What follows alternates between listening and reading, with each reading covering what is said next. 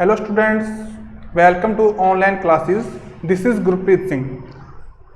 हम डिस्कस कर रहे थे क्लास 12th की हिस्ट्री के बारे में और हमारा फर्स्ट चैप्टर था ग्लोरियस पास्ट ऑफ इंडिया।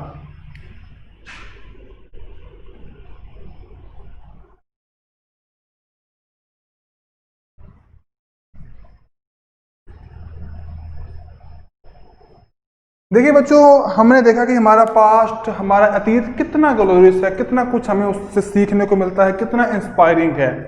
हमने देखा कि हमारा जो अतीत है, हमारा पास्ट है, हमें उसके के बारे में कैसे पता लगा, क्या सोर्सेज थे। सोर्सेज लिटरेरी थे, चाहे आर्कियोलॉजिकल थे, जो भी सोर्सेज थे हमने उनको अच्छी तरह से पढ़ा। हमारे सिविलाइजेशन के बारे में हमने जाना, कितना अच्छा, कितना महत्वपूर्ण हमारा इतिहास था, हमने इन सभी चीज़ों के बारे में जाना। अब बच्चों, इसके बाद जो हमारा अगला आता है हमारे वेद। हमारे वेद हमारी संस्कृति, हमारी कल्चर का आधार है, बेस है। तो आइए इसके बारे में जानते हैं और कुछ। वेद, जैसे कि हमने बात की थी, हमारे 4 वेद थे। कौन कौन से? ऋग्वेद, यजुर्वेद, अथर्ववेद एंड सामवेद। इसी के अकॉर्डिंग हमारे पूरे रिचुअल्स, हमारे पूरा कल्चर को डिफाइन किया गया था। ठीक है बच्चों, ऋग्वेद में बताया गया कि कैसे 10 मंडल, 1028 सुक्तियाँ, ये सभी हैं। ठीक है ना, कितने वर्ड से, कितना बड़ा वेद था, कितनी उसमें अच्छी बातें, बेहतर बातें बताई गई थी। अब इसके बाद आता है हमारा, उसमें 4 कास्ट सिस्टम था। ये कास्ट कौन कौन सी थी? पहली थी इसमें ब्राह्मण, second Kshatriya, third was Vysya, fourth शूद्र। ये थे उस टाइम में कास्ट सिस्टम। ठीक है, और उसके बाद में जो वहां का जो पॉलिटिकल सिस्टम था वो कैसा था?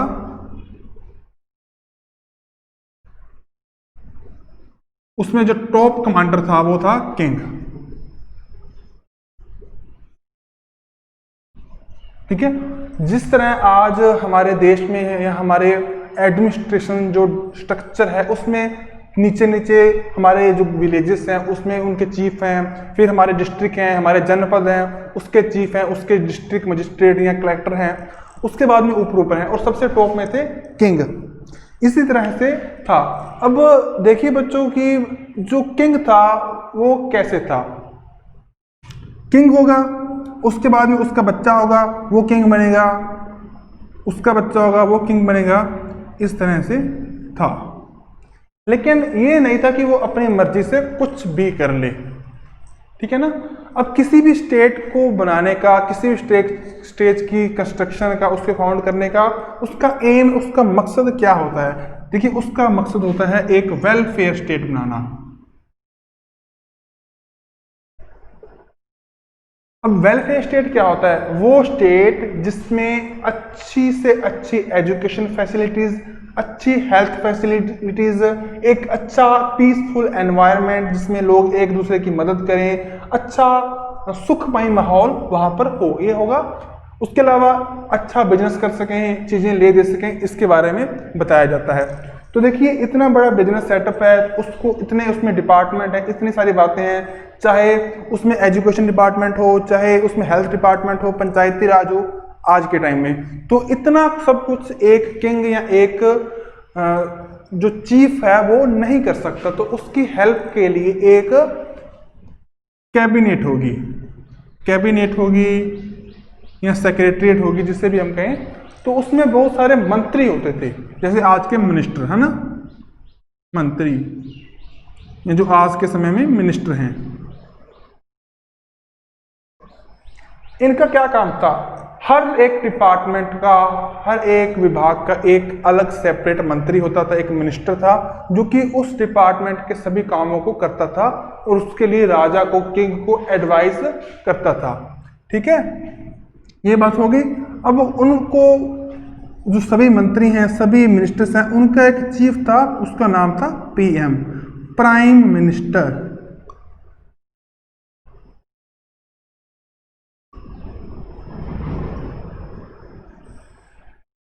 ठीक है ना बच्चों। देखिए वेदों में किसी में भी कोई अंतर नहीं था, कोई डिस्क्रिमिनेशन नहीं था, कोई भेदभाव नहीं था, तो ये सभी अपना काम बेहतर तरीके से कर रहे थे। अब इसके बाद आती है उस टाइम की जो कलेक्शन थी, उस टाइम का जो टैक्स था वो कैसा था।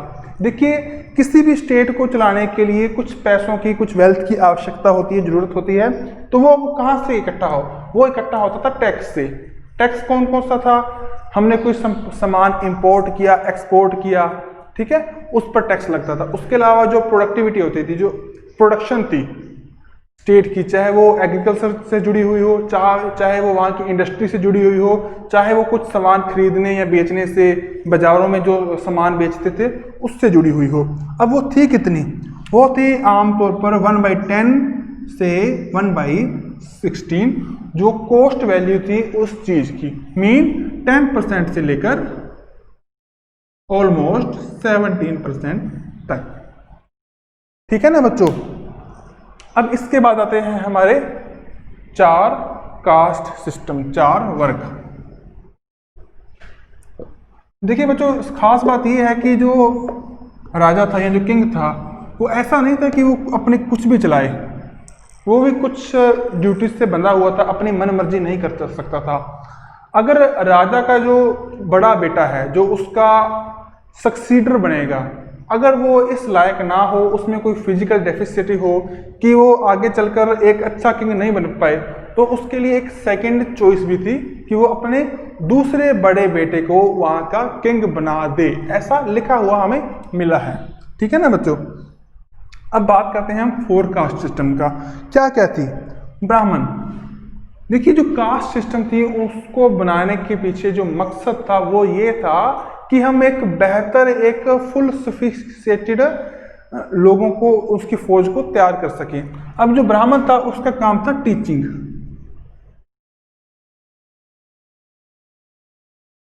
अब टीचिंग उस समय के, उस टाइम के जो रिचुअल्स थे, उस टाइम की जो बातें थी, एडमिनिस्ट्रेशन सेटअप था, सब कुछ किस पर डिपेंड था, वेदास पर। जो वेदास थे वो हमारे सनातन धर्म या हमारे एडमिनिस्ट्रेशन उस सब का बेस था। तो उन्हें एक पीढ़ी से दूसरी पीढ़ी पर आगे ले जाने के लिए किसी टीचर की जरूरत होगी। ठीक है ना। और वो टीचर कौन से थे, वो थे ब्राह्मण। ठीक है ना। इसके बाद थे क्षत्रिय। क्षत्रिय कौन थे, देखिए वो थे सोल्जर।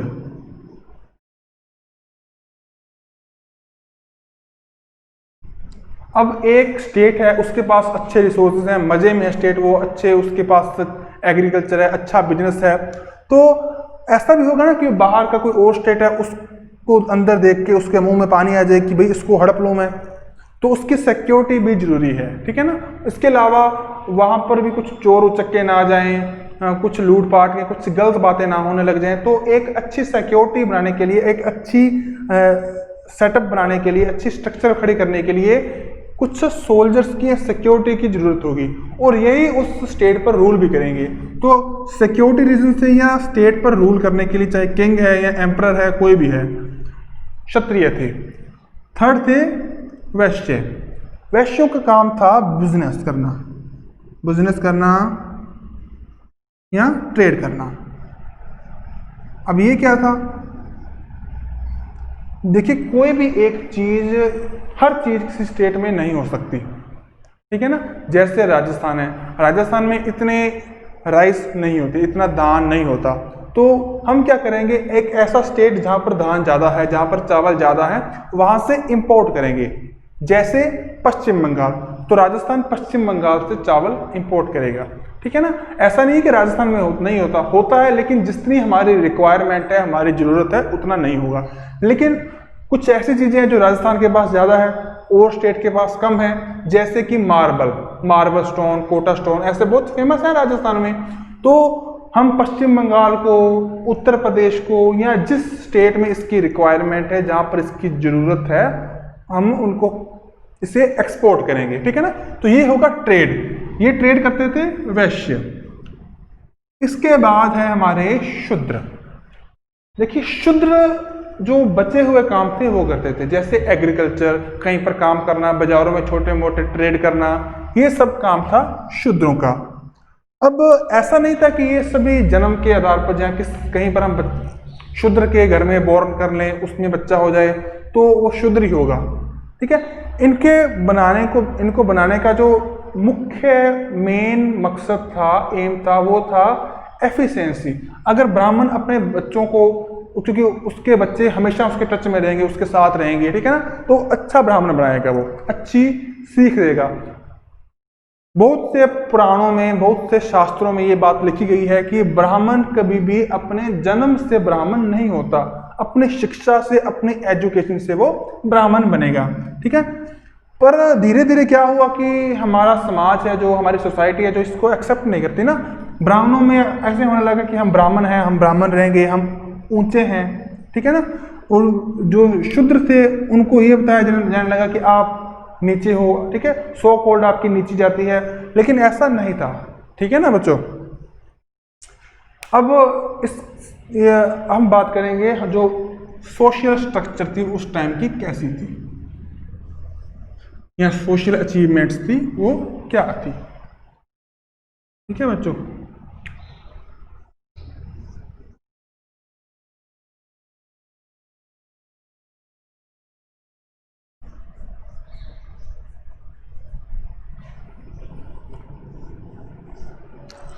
देखिए बच्चों, आज के टाइम में हमारा जो सोसाइटी है वो मेल डोमिनेटेड है, पुरुष प्रधान है, लेकिन वेद या वैदिक पीरियड में ऐसा बिल्कुल भी नहीं था।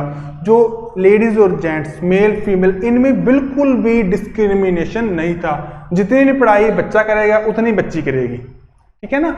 आज कुछ बदलाव आ गया है, ये बदलाव कैसे आया इसकी बात हम कभी बाद में करेंगे, लेकिन उस टाइम में बिल्कुल नहीं था ऐसा। जो बातें, जो काम मेल कर सकता है वही फीमेल करेगी। जैसे आज की सोसाइटी में हम देखें कि हमारे ज़्यादातर जो नौकरी में कह दें या काम करने वाले जो लोग हैं वो मेल हैं, फीमेल्स कम हैं। हम कह सकते हैं कि आज की सोसाइटी में बहुत ज़्यादा डिस्क्रिमिनेशन नहीं है, लेकिन धीरे धीरे इसमें रिफॉर्म हो रहा है, अच्छा रिफॉर्म हो रहा है। चाहे हम किसी भी फील्ड में देख लें, हमारे प्राइम मिनिस्टर, हमारे देश में कितने प्राइम मिनिस्टर हैं जो मेल हैं और कितने फीमेल हैं? आज तक सिर्फ एक फीमेल प्राइम मिनिस्टर रही है, बाकी सभी मेल हैं। हर जगह यही बात है, लेकिन वेदों में ऐसा नहीं था। देखिए, हमारी संस्कृति, हमारे कल्चर, हमारे पूरे सोसाइटी का बेस क्या है? वेदास। फिर ऐसा क्या होगा कि हम इतना बदल गए, ठीक है ना। तो वेदास में डिस्क्रिमिनेशन बिल्कुल नहीं था। जैसी एजुकेशन, जैसा ही संस्कार लड़कों को देते थे, वैसे ही लड़कियों को, कोई भी इसमें अंतर नहीं था। अब इसका हमें पता क्या लगता है? देखिए, जो ऋषि मुनि थे, ठीक है ना, ऐसे बहुत सी सेवरल ऋषि मुनियाँ मिली हैं, ऐसी महिलाएं, ऐसी लेडीज का जो उल्लेख मिलता है जो कि महिलाएं होकर भी ऋषि थी, जैसे 5 थी उनमें, ठीक है ना। इसके अलावा एक ऐत्रेय,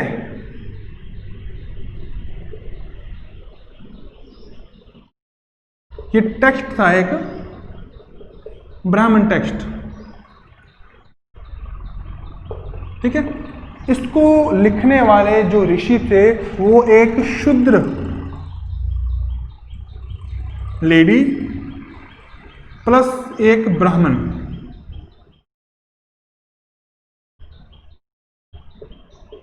इनके बच्चे, इनके सन थे। तो हम कह सकते हैं कि इंटरकास्ट मैरिज बहुत ही कॉमन थी, ठीक है ना।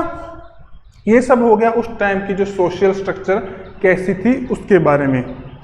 अब इसमें जो अगली बात आती है वो आती है वहाँ के रिचुअल्स में। रिचुअल्स कैसे थे, क्या कुछ था उस टाइम में, उसके बारे में।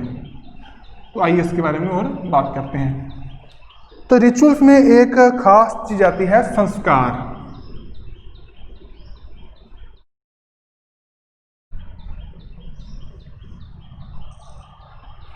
अब संस्कार का अच्छा सा मीनिंग होगा प्योरिफिकेशन। अब संस्कार, वेदों में इसके बारे में कुछ नहीं लिखा है, कोई इसका जिक्र नहीं किया गया है कि संस्कार क्या होते हैं, लेकिन क्या है बच्चों की, उसके बाद बहुत से पुराण लिखे गए, बहुत से टेक्स्ट लिखे गए, उनमें संस्कारों के बारे में बताया गया है। शुरुआत में इनका नंबर था 25, लेकिन आज के टाइम में है ये 16। तो संस्कार है क्या? संस्कार है बेसिकली हमारा माइंड, हमारी लैंग्वेज, हमारी बॉडी, इस सभी चीज का प्योरिफिकेशन।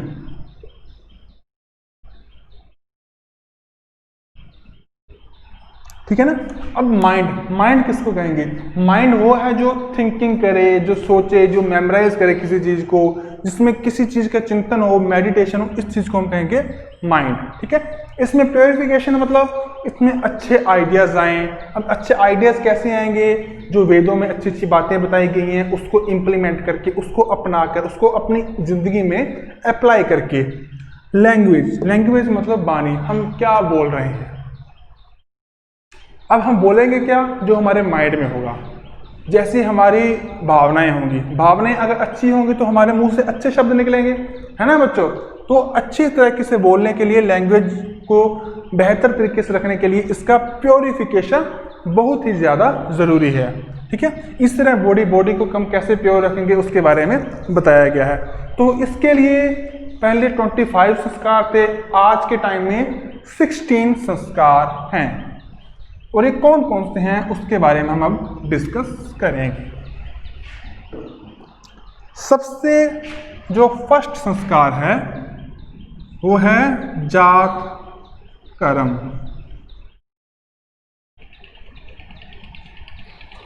और माफ कीजिए बच्चों, सबसे पहले है गर्भदान।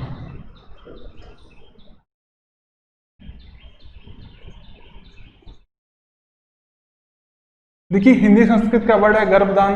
गर्भदान का मीन है जब एक लेडी प्रेग्नेंट होगी उस टाइम में किया जाने वाला संस्कार।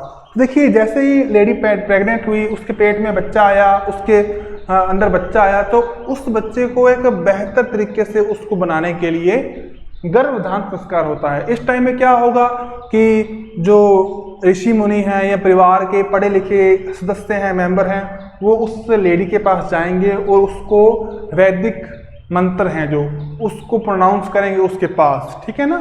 तो ये था गर्भधान। अब इसके बाद है सेकंड संस्कार है जो वो लगभग गर्भधान के कुछ टाइम में बाद में किया जाता है, और इस संस्कार को हम कहते हैं पुंसवन।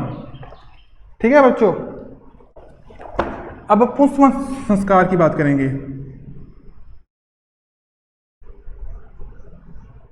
देखिए पुंसवन को रखने का जो सबसे मेन एम है वो है बच्चे को बेहतर बनाना। अब ऐसा कौन सा माता पिता है वो चाहेगा कि मेरा बच्चा अच्छा ना हो, सबकी उम्मीद देते हुए अच्छा हो। तो उसको बेहतर करने के लिए क्या जरूरी है? उस लेडी को एक बेहतर एनवायरनमेंट मिले, तो उसको खुश रखते हैं, उसको अच्छी अच्छी बातें, अच्छे प्रसंग सुनाते हैं, अच्छी अच्छी रिचुअल्स के बारे में बताते हैं, क्या रिचुअल्स हैं, उसको फिक्शन बताते हैं, क्या हुआ, हमारा पुराण कैसे है, हमारी हिस्ट्री कैसी है, जो हमारी ग्लोरियस हिस्ट्री है, वेदों के बारे में बताते हैं, अच्छी बातों के बारे में बताते हैं। लेकिन धीरे धीरे क्या हुआ कि पुंसवन की शेप बदल गई थी। कैसे बदल गई बच्चों? कि अच्छा क्या होता है? हमारी मेल डोमिनेटेड सोसाइटी है, तो इसमें अच्छा माना जाएगा मेल को, कि अगर लड़का हो जाए, है ना। आज भी बहुत जगह यही है कि हमारा लड़का हो जाए। इसीलिए तो जो हमारा सेक्स रेशो है इंडिया का या राजस्थान का कह दें, वो बहुत ही कम है। पर 1000 के में 960, 50, कहीं पर 40, कहीं पर 830, इस तरह से फीमेल्स पर इतने मेल्स पर इतनी फीमेल रह गई हैं। इसका सबसे जो इम्पोर्टेंट सबसे रीज़न है वो कौन सा है? मेल डोमिनेटेड सोसाइटी के हम मेल को फीमेल के कंपैरिजन ज़्यादा बेटर मानते हैं। ठीक है ना, जो गलत बात है। तो पुंसवन में धीरे धीरे क्या हुआ कि ये मानने लगे कि जो बेबी है, जो बेबी चाइल्ड है, वो लड़का हो जाए, हमें बच्चा मिले। ठीक है, गर्ल चाइल्ड के बजाय हमें मेल चाइल्ड मिले। तो इसके लिए पुंसवन संस्कार आज के समय किया जाने लगा, लेकिन ऐसा बिल्कुल भी नहीं था। एक अच्छे बेबी के लिए पुंसवन संस्कार किया जाता था। इसके बाद जो थर्ड था वो था सीमंतोनियन।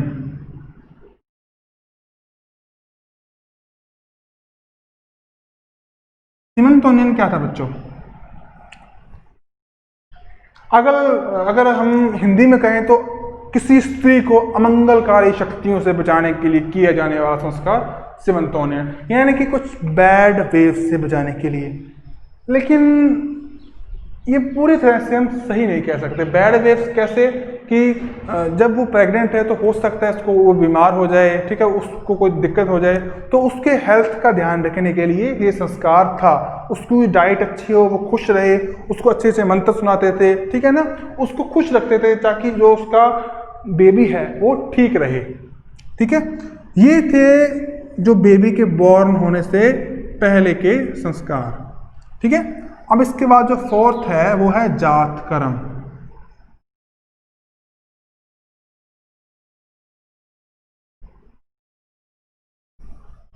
अब जात कर्म संस्कार है बच्चा जैसे ही बॉर्न हुआ तो उसके बाद किया जाने वाला फर्स्ट संस्कार। ये तीन पहले के थे, ये बेबी होते ही जो संस्कार करेंगे।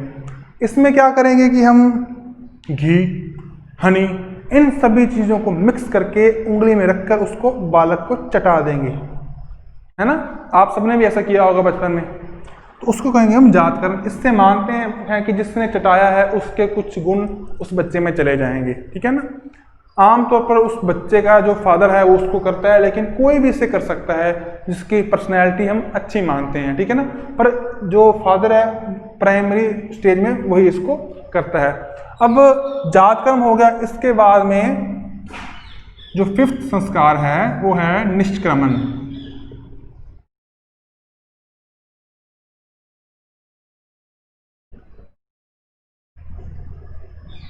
अब निष्क्रमण क्या है? देखिए, बेबी हुआ, उसके बर्थ के 3 और 4 मंथ के बाद उस बच्चे को सनलाइट और मूनलाइट,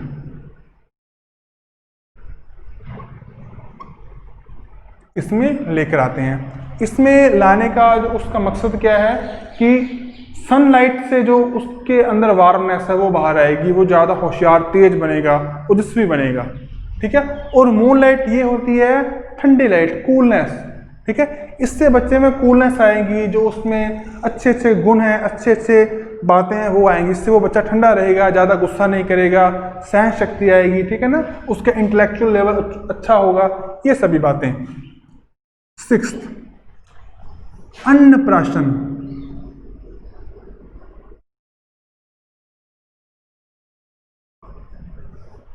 अब अन्नप्राशन क्या है?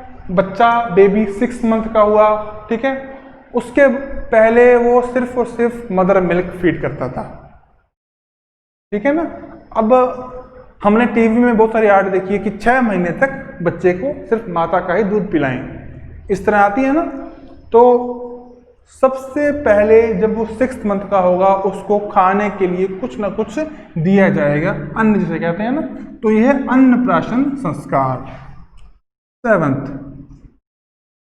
अब बच्चों अन्नप्राशन के बाद वो बच्चा अब थोड़ा सा और बड़ा हो चुका है, अब उसको किसी और भी खुराक की जरूरत है, तो इसके लिए उसको एक संस्कार किया जाएगा, चूड़ाकर्म।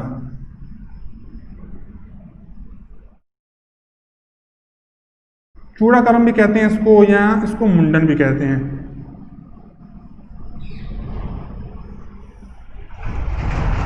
ये है बच्चे का सिर मुंड देते हैं, उसको शेव कर देते हैं अच्छी तरह से। अब ये क्यों करते हैं? ऐसा मानते हैं कि जब लेडी प्रेग्नेंट थी, उसके पेट में उसका बच्चा था, तो उसके बाल इनप्योर हो चुके हैं, ठीक है ना, उसको काटने की जरूरत है। इससे पहले क्यों नहीं काटे? क्यों मानते हैं कि बच्चा छोटा था, चाइल्ड था, तो उस काटेंगे तो उसके लग ना जाए कहीं बच्चा था, इसलिए ना, इसीलिए जो अन्नप्राशन था या जो हमारा निष्क्रमण था, इसीलिए हम इसे बाहर नहीं लेके आए थे ताकि बच्चा बीमार ना हो जाए, ठीक है ना। ये था चूड़ाकर्म। अब चूड़ाकर्म के बाद जो 8th संस्कार है वो है कर्णवेद।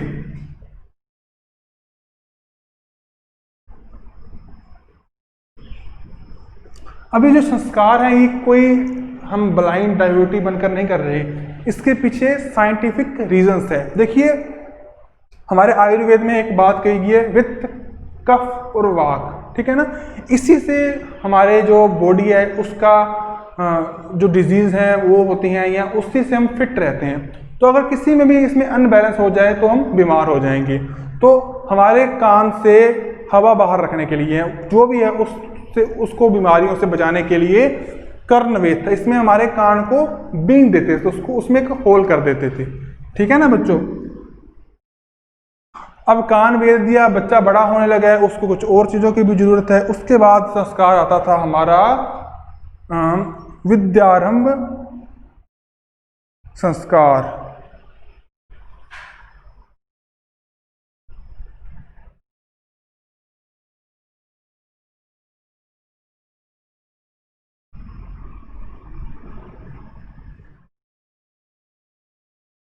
अब बच्चों विद्यारंभ संस्कार में क्या था कि उसको अच्छी अच्छी विद्या देना, अच्छी शिक्षा देना, अच्छी एजुकेशन देना। अभी एजुकेशन किसी स्कूल के लेवल पर नहीं थी, बल्कि ये दी जाती थी उसको घर में ही, जो उसके मॉम डैड थे उसके द्वारा, या उसके जो घर पर टीचर्स हैं, कुछ उसके घर पर कोई आ गया, या उसके ग्रैंड पेरेंट्स हैं, उसके द्वारा कौन सी एजुकेशन दी जाती थी, जो उनके वेदास में लिखी हैं, जो उनके पुराणों में लिखी हैं, जो उनके और रिचुअल्स, उनके और टेक्स्ट हैं उनमें लिखी हुई हैं, वो बातें बताते थे। बच्चों एक 5th संस्कार रह गया था, ये थोड़ा सा सीक्वेंस उल्टा हो गया, 6, 7 और ये 8 है, ये 9 और ये 10। नामकरण सबसे इंपॉर्टेंट संस्कार तो ये रह गया हमारा। ये जातीय होता है 10th और 11th डे पर। ठीक है, इसमें किसी बच्चे को उसका नाम दिया जाता है, देता कौन है, कोई ब्राह्मण आकर, ठीक है ना, वो इसको डिसाइड करता है। कुछ ब्राह्मण इसको सबसे इंपॉर्टेंट संस्कार मानते हैं, क्योंकि इसी के हिसाब से उसके फ्यूचर डिसाइड होता है। हमारी एस्ट्रोलॉजी है जो, ठीक है, हमारा ज्योतिष शास्त्र है, उसमें ये लिखा गया है कि उस बच्चे का जो नाम है उसी के बेस पर उसका फ्यूचर होगा। तो ये संस्कार बहुत ही इंपॉर्टेंट है। अब विद्यारंभ होगी। विद्यारंभ में बच्चा अपने घर पर ही रहकर अपने मॉम डैड से, अपने ग्रैंड पेरेंट्स से कुछ ना कुछ सीख रहा है। इसके बाद आता है उपनयन।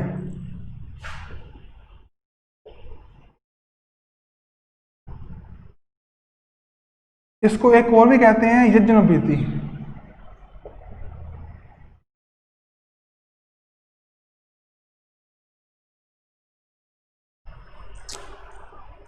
देखिए बच्चों, ये कौन सा संस्कार है, इसके बारे में हम बात करेंगे। जो यज्ञोपवीति है, ये है बेसिकली एक संस्कार जिसमें बच्चा एक जनेऊ पहनता है। अब जनेऊ क्या है? जनेऊ एक ऐसा थ्रेड है जो कॉटन के द्वारा बनाया जाता है, ठीक है ना। इससे क्या होता है, इससे ये मानते हैं कि बच्चा पहली बात तो जो भी काम करेगा उसमें अपना बेस्ट देगा, ठीक है ना, अच्छा बच्चा बनेगा। इसके लिए इसका सबसे महत्वपूर्ण बात है।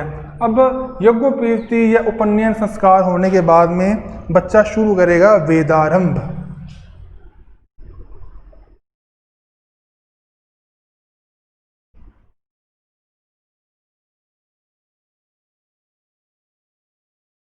अब वेदारंभ क्या है? देखिए, गुरुकुल में बच्चा आ गया। गुरुकुल क्या है? जैसे आज स्कूल हैं, आज यूनिवर्सिटीज हैं, तो पुराने एशियन टाइम्स में या वैदिक पीरियड में स्कूल्स नहीं हुआ करते थे आज के जैसे। उस टाइम में गुरुकुल थे, वहां पर कोई ना कोई ब्राह्मण बैठकर बच्चों को अच्छी तरह से एजुकेट करता था, उनको वेदों के बारे में ज्ञान देता था। इससे पहले बच्चा उपनयन करता था, ठीक है। उपनयन में बच्चे ने जनेऊ ले लिया, उसके बाद वो ब्रह्मचारी बन जाएगा, ठीक है ना बच्चों। बिल्कुल सिंपल लाइफ रहेगा, कोई ऐसा आर्गूमेंट्स नहीं पहने उसने, ठीक है ना, कोई ऐसे खास तरह के कपड़े नहीं पहने, बिल्कुल सिंपल से कपड़े पहनने हैं, ठीक है, और जनेऊ धारण करना है। मुंडन तो कर ही लिया उसने, ठीक है। अब उसने वेद शुरू कर दिए। वेदों में उसका टीचर्स है, उसने उसको अच्छी अच्छी बातें बताई, अच्छे अच्छे ज्ञान के बारे में उसने बताया। अब इसके बाद में जो अगला संस्कार था वो था केशांत।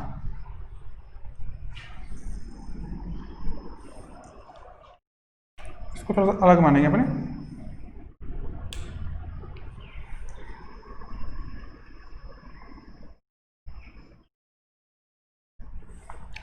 केशांत, हिंदी का वर्ड है मतलब केशों का अंत। देखिए बच्चा पढ़ाई कर रहा था, उसकी पढ़ाई पूरी होगी, लगभग वो उसकी जो एज है वो 16 ईयर की इस टाइम में हो जाती है। तो वो अपने जो टीचर है, अपने गुरु, उनके पास जाएगा और सिर के जो बाल है वो उतार देगा, शेव कर लेगा उनकी। उसके बाद वो नहाएगा, नहाएगा तो उसको हिंदी में कहेंगे स्नातक।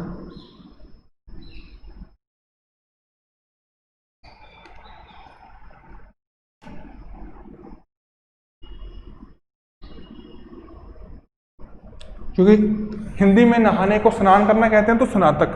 स्नातक करने के बाद वो मानेगा कि मेरी एजुकेशन पूरी हो गई है, वो बन जाएगा स्नातक। और स्नातक को अपने इंग्लिश में कहेंगे ग्रेजुएट।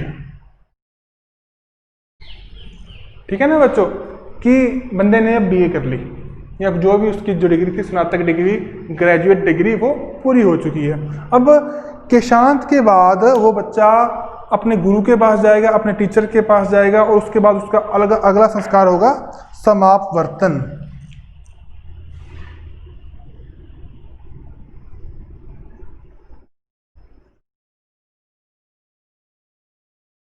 ठीक है, इसमें वो अपने जो पुरानी लाइफ है, अपनी होम लाइफ है, इसमें दोबारा एंटर करेगा। अपने जो गुरुकुल है, उसका स्कूल है, उसको छोड़कर अपने घर पर वापस आ जाएगा।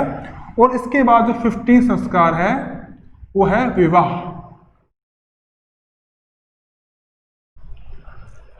कोई ऐसा बच्चा नहीं है जिसको विवाह के बारे में ना पता हो, ये है मैरिज। अब वो अपने होम लाइफ में एंटर हो चुका है, वो बच्चा मैरिज करेगा अपनी, ठीक है ना, अपने जो अपना वंश है, अपनी डिनेस्टी है, उसको आगे बढ़ाएगा। ठीक है, और उसके बाद में जो लास्ट संस्कार है वो है अंत्येष्टि।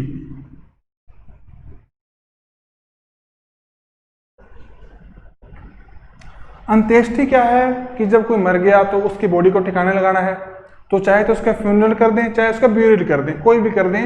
वेदों में दोनों चीज़ों के बारे में बताया गया है, लेकिन आम तौर पर सनातन में जो क्रीमेशन है, क्रीमेशन करने का ज़्यादा चलन है।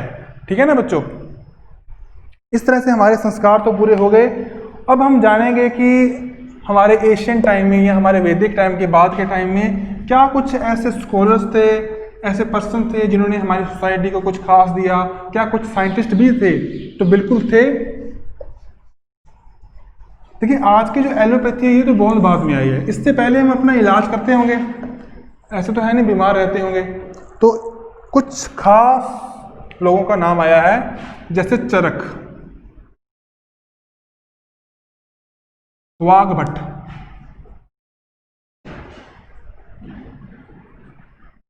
सुश्रुत,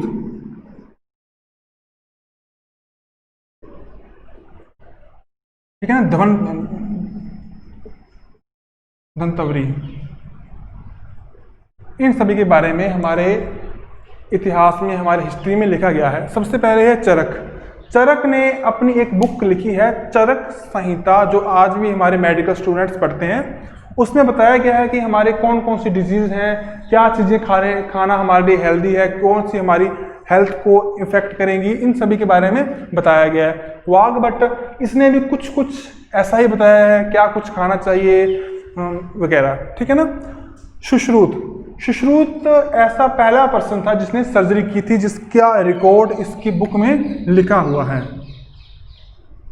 सर्जरी वही जिसको अपने आम भाषा में कहते हैं ऑपरेशन किया था इस बंदे ने। ठीक है ना। इसके बाद है धनंतवरी। इसने भी मेडिकल लाइन में बहुत सा अपना कंट्रीब्यूशन दिया था, और इसी के कारण जो आज हमारी एम्बुलेंस चल रही है 108, गवर्नमेंट एम्बुलेंस है, बिल्कुल फ्री लेके जाते हैं बंदे को वो 108। ठीक है ना। इसी के नाम पर धनंतवरी एम्बुलेंस योजना। ठीक है ना, कभी भी आप एम्बुलेंस पर लिखा हुआ देख लेना। अब इसके बाद कुछ और लोग थे, जैसे आर्यभट्ट।